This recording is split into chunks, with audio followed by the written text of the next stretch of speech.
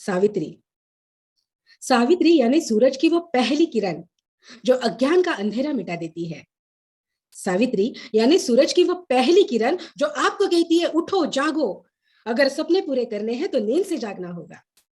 वो सूरज की पहली किरण जो चराचर में हर एक प्राणी पे सही मात्रा में वैसे ही पोषण पालन करती है, हर एक प्राणी मात्र का, ना कोई भेद है ना कोई भाव है, वो है सावित्री। और आज उन्हीं के जीवन के अनुभव द्वारा जो उन्होंने गीतों में व्यतीत किए हैं, मैंने जो सीखा है आपके साथ शेयर करूंगी। तो सावित्री जी अपनी कविताओं में कहती है, ज्ञान नाही विद्या नाही ते घेण्याची गोडी नाही, तयासी मानव म्हणावे का। सवाल सवाल बहुत पूछती थी लड़की, तो ये भी सवाल आ गए, अगर किसी के पास ज्ञान नहीं है, विद्या नहीं है और वो विद्या प्राप्त करने की चाह भी नहीं है, तो क्या उसे हम मानव कह सकते हैं। क्या अंतर है एक मानव और एक दानव में, क्या अंतर है एक मानव और एक पशु में। विद्या प्राप्त करना, विद्यार्जन करना और विद्या दान भी करना, सीखो और सिखाओ। और अगर इसकी आस है, इसकी चाह है, तो ही तो हम मानव कहलाएंगे। आगे वो कहती है, देरे हरंग पलंगा काही, देरे हरी पलंगा काही, पशु ही ऐसे बोलत नाही, विचार ना आचार काही, तयास मानव म्हणावे का। फिर से एक सवाल आया, सिर्फ पलंग पे, पलंग यानी बेड सोफा, मतलब सिर्फ पलंग पे बैठेंगे, सोफे पे बैठेंगे, सोफासन करेंगे और कहेंगे ठीक है, जो है वो ऊपर वाला देख लेगा, ऊपर वाला दे देगा, और आराम करेंगे। ना प्रगति का विचार है, ना चैतन्यशीलता है, ना सृजनशीलता है, तो क्या उसे मानव कह सकते हैं। ना, मानव तो कुछ अलग है। तो जो विद्या अर्जित करता है, नॉलेज एंड स्किल्स डेवलप करता है और उन्हें अपने जीवन में उपयोग लाता है ताकि हमारी जीवन की गुणवत्ता कुछ बेहतर हो सके, वही तो मानव है। अब ज्ञान है, उसे अर्जित कर लिया अपने परिवार के लिए, खुद के भले के लिए, मन स्वास्थ्य, मन शांति और मन शक्ति के साथ प्रगति के लिए हमने अगर इस ज्ञान को अर्जित कर लिया है, उस तरीके के हमारे विचार चैतन्यशाली है, प्रेरणादायी है, उसे हम मानव कहेंगे। और फिर अपने जीवन में भी यही सूत्र उन्होंने उपयोग में लाया, लोगों को सिखाया, पढ़ाया। फिर चाहे वो नारी हो, चाहे वो छोटी बच्ची हो, चाहे वो विधवा हो, चाहे वो अनाथ बच्चे हो, सबको सिखाया, सबको सीखने का महत्व बताया, क्योंकि लाइफ लॉन्ग लर्निंग, सीखते रहना है, सीखते रहना है, और इस सीख का अपने जीवन में उपयोग भी करना है सही तरीके से। सही विचार, सही आचार और सद्गुण से बनता है सही सफल जीवन, और इसीलिए वो काम करती गई। समाज ने बहिष्कृत किया, समाज ने अलग अलग नाम भी रखे, फिर भी वो अपना काम तो करती गई, क्योंकि वो जानती थी कि यह सद आचार है। फिर विधवाओं के लिए काम किया, फिर अनेक ऐसी रूढ़ियां, अनेक ऐसी परंपराएं, उनको उन्हें सवाल पूछे, क्या इससे करने से फायदा होगा, फायदा होगा तो करेंगे, क्या ये रूढ़ी, ये परंपरा को अपनाने से मेरे जीवन की गुणवत्ता बढ़ जाएगी, तो अपनाएंगे। अगर ये रूढ़ी, ये परंपरा मेरे और मेरे विकास के बीच आ रही है, तो क्या इस रूढ़ी और रूढ़ी परंपरा को मैं एक सवाल पूछ सकती हूँ।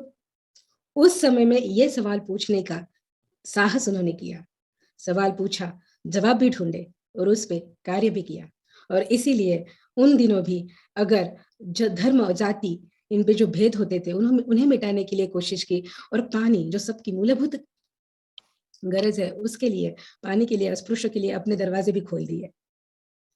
आगे वो कहती है, दूसऱ्यास मदत नाही, सेवा त्याग दया माया ही, जाचा पाशी सद्गुण नाही, तयासी मानव म्हणावे का।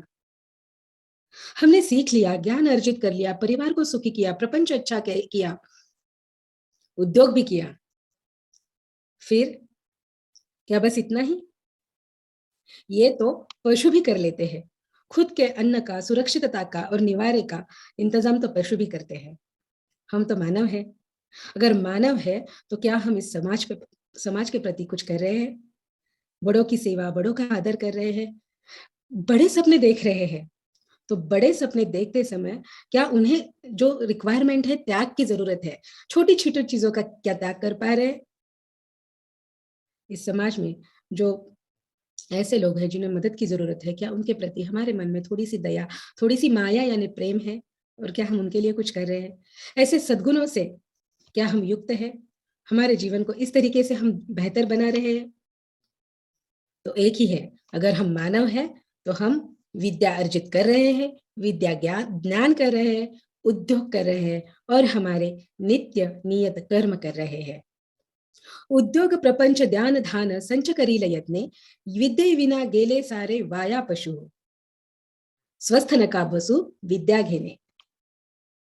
सावित्री भाई कहते हैं उद्योग करना है, प्रपंच करना है, इस संसारिक जीवन के नियमों का पालन करना है, हमारे नित्य नियम कर्म करने हैं, धन की प्राप्ति करनी है, सुख की प्राप्ति करनी है। अगर ये सब चाहिए तो इसके लिए विद्या बहुत जरूरी है, वरना तो एक मानव और पशु का जीवन समान हो जाता है। और इसीलिए स्वस्थ मत बैठना, विद्या लेते रहना, उठो जागो, विद्या प्राप्त करो। एक मानव और पशु में वही तो अंतर है कि एक मानव सोचने की क्षमता रखता है, वो वर्तमान को समझता है और परिस्थिति पे विजय पा सकता है। तो स्वस्थ नखा बसु विद्या घेने। वो कहती है विद्या हे धन आहे रे श्रेष्ठ, विद्या हे धन आहे रे श्रेष्ठ, साऱ्या धनाहुना तिचा साठा जयापाशी, ज्ञानी तो म्हणती जन। मतलब विद्या ये धन है, और ये विद्या ये धन अजब कमाल का धन है। ये ऐसा धन है ना कोई चोर उसे चुरा सकता है, ना कोई राजा इसे दंड करके आपसे छीन सकता है, और ना ही जमीन जायदाद की तरह इसका बंटवारा हो सकता है। ये धन हमेशा आपके पास रहता है, और ये वो अलग धन है, ये वो अमेजिंग धन है। अगर आप इसे बांटते हो तो ये बढ़ता है। विद्या ये एक अनोखा धन है जो बांटने से बढ़ता है। तो विद्या अर्जित भी कीजिए और विद्या बांटते भी जाइए। अब ये विद्या जब हम अर्जित करते हैं ना तो विनय आता है, विनय यानी विनम्रता। जी हाँ, ठीक उसी तरह जिस तरह फूलों से जब वृक्ष भर जाता है ना, पूरी तरीके से भर जाता है ना, वो थोड़ा झुक जाता है, वैसे ही जब विद्या हमें प्राप्त होती है ना तो सद्गुण प्राप्त होते हैं। और जिसके पास विद्या है, जिसके पास सद्गुण है, वो विनम्र हो जाते हैं। और विद्या है, सद्गुण है, विनम्रता है, तो पात्रता बढ़ती है। तो विद्या वो एकमात्र दिया है जिसे आप धर्म की राह पे चलते चलते सुख की, आनंद की प्राप्ति कर सकते हैं। और इसीलिए विद्या जरूरी है। वह कहती है शिक्षणाने मनुष्यत्व पशुत्व हटते पहा, शिकण्यासाठी जागे व्हा, विद्या घेऊन ज्ञान वाढवून नीती धर्म ही शिकू, नसा नसातून ईर्षा खेळवू, विद्या मी घेईन। वो कहती है शिक्षणाने, शिक्षा से हमारा मनुष्यत्व बढ़ता है और पशुत्व हट जाता है। हम पशु की उस जो बेसिक नीड्स है उससे ऊपर उठ जाते हैं और मानवता की नीड पे पहुंच जाते हैं। और इसलिए शिक्षा लेने के लिए उठो, खड़े हो, तैयार हो, जग जाओ, विद्या प्राप्त कीजिए। और विद्या प्राप्त करके, ज्ञान प्राप्त करके नीति और धर्म सीखिए, नीति और धर्म का पालन कीजिए।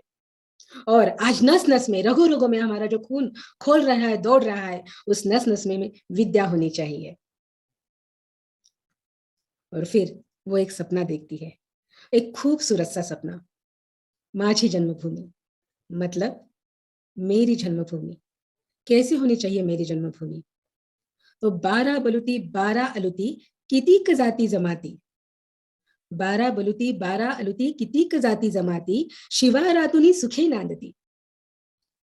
धर्म, राष्ट्र, प्रांत, भाषा, इन सब से परे जब हम सब एक ही विचार करें कि हम मानव हैं और हम इस जग में सुखे, एक दूसरे के साथ सुख से रह रहे हैं। उन दिनों प्लेग के साथ आई थी दोस्तों। प्लेग इतनी तेजी से फैल रहा था कि लोगों में खौफ था।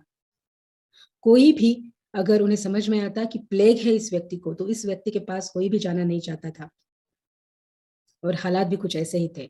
अगर सुबह घर का कर्ता पुरुष प्लेग से अपने प्राण त्यागता है तो शाम तक उसी घर का छोटा सा नन्हा बच्चा भी प्लेग से प्राण त्यागता था। इतनी जोरों से बीमारी फैल रही थी। ठीक उसी तरह जो इन 2 सालों में कुछ हमने एक्सपीरियंस किया। न कोई किसी को मदद करना चाहता था, मानवता भूल गए थे लोग। और उस वक्त सावित्रीबाई में वो साहस था कि छोटे बच्चों को जिन्हें प्लेग हुआ था, उन्हें वो अपने पीठ पे लेके डॉक्टर के पास लेके जा रही थी। अब प्लेग हुए बच्चे को अपने पेट पे लेके जाना मतलब स्वयं मृत्यु को अपने पेट पे लेके जाना, लेकिन उन्होंने वो किया और सच में अपनी जान की परवाह नहीं की और ऐसे ही कर्तव्य के प्रति काम करते करते अपने प्राण त्याग कर दिए। और इन भावनाओं को मैं बहुत अच्छी तरीके से समझ सकती हूँ। जब कोविड की सिचुएशन आई थी, उन दिनों मैं भी प्रैक्टिस करती थी। 1 साल पेशेंट्स की सेवा करने का बहुत मौका मिला है। मानव हूँ, डर तो लगता था कि सामने जो व्यक्ति बैठी है, जिसे बुखार है, जो खाँस रही है, क्या उसे इन्फेक्शन हो सकता है? क्या ये इन्फेक्शन मेरी तरफ आ सकता है? अगर ये इन्फेक्शन मुझे हो सकता है, तो क्या मेरी वजह से मेरी फैमिली को हो सकता है? बहुत सवाल आते थे दोस्तों। लेकिन हर बार सावित्रीबाई की एक सोच ने मुझे आधार दिया था और वो सोच और वो जो इच्छा होती है ना, वो बहुत अनोखी होती है। एक जीवन को मदद करने की इच्छा, एक जीवन को जीवित करने की इच्छा, इस समाज के प्रति कुछ करने की इच्छा और वो इच्छा इतनी बड़ी हो जाती है कि जिंदा रहने की, जीने की इच्छा से भी वो बड़ी हो जाती है। अमेजिंग फीलिंग होती है दोस्तों, अमेजिंग फीलिंग होती है जब आप लोगों के लिए कुछ करते हो। और इसलिए मैं समझ सकती हूँ कि जब आप स्वयं मृत्यु को अपने पेट पे लेके जा रहे हो डॉक्टर के पास, तो वो उस वक्त उनके मन में क्या हो रहा होगा। वो चाह, लोगों की मदद करने की चाह कितनी बड़ी हो जाती है।